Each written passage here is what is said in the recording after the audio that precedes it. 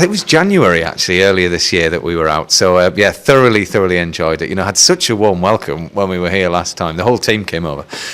So yeah, I mean, I was delighted to come back. It's great, lovely. Anytime you want to come over with a country file team, so much to reflect there at Guernsey. No, I know. Well, that's it. Yeah, exactly. And we're actually in the place. I think Jules was just outside of where we're standing now, outside of this wonderful glass house, putting in some rack or some seaweed that got off from down the beach there and brought it up, and we're putting it outside here. So one of the things I always think is that when you look at the garden, you look at the arrangements that people make on the roads and that, you can actually tell the community. To what extent have you found that coming to Guernsey? Yeah, very much so, actually. I mean, I'm kind of here for Britain in Bloom as well tonight, and that obviously encompasses the whole kind of idea of, communities getting to grips with, the place that they live and kind of getting ownership as well. And I mean, there's nothing like it's so heartwarming, really, when you come over, especially with the climate and that you guys have over here. It's so wonderful. It's such an impact, really. And it's just that connection with, the place that you live and how proud you can be. You spend a bit of time and a bit of effort in putting out some beautiful plants for everybody else to enjoy, and then you get that ownership, and it really is quite something, isn't it? Something to be proud of, and for all of the visitors that come over here to come and have a good look at.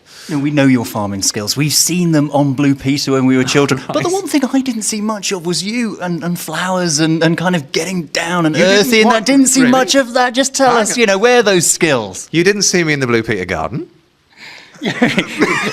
I'm just a bit sure. But it was all prepared by the time I tuned in. Oh, well, that's the thing. Yeah, we'd go out at 5 o'clock, but we would be the ones that would be in there. Really? At 8 o'clock in the morning. It was you and the it team? Was, yeah. I tell you what, I have to say this, and it's a bit of a shame, really, because Blue Peter's now moved from BBC Television Centre over to Manchester, and I was distraught, all that work and effort that we put into the Blue Peter garden, and it's now all moved away. But yeah, no, I don't mind a bit of digging, I have to say. We'd grow all our own veg up at home as well, and we'd have a garden out the back, purely just for growing veg. And I can show you some photos of the front of the house, and it looks like Guernsey. I'm telling you, the front of the farmhouse, it's covered in flowers from head to toe. And that's the thing, nobody really gets to see it, so you just do it for your own enjoyment. And finally, an inspiration to the young people out there. Do you do more of this as well? Yeah, I do. I go off and do quite a few little talks here and there. And yeah, I mean, to be honest with you, I don't really get that much time these days, because I do the one show Monday through to Thursday, so that's really busy. And then on the Thursday night, my schedule, honestly,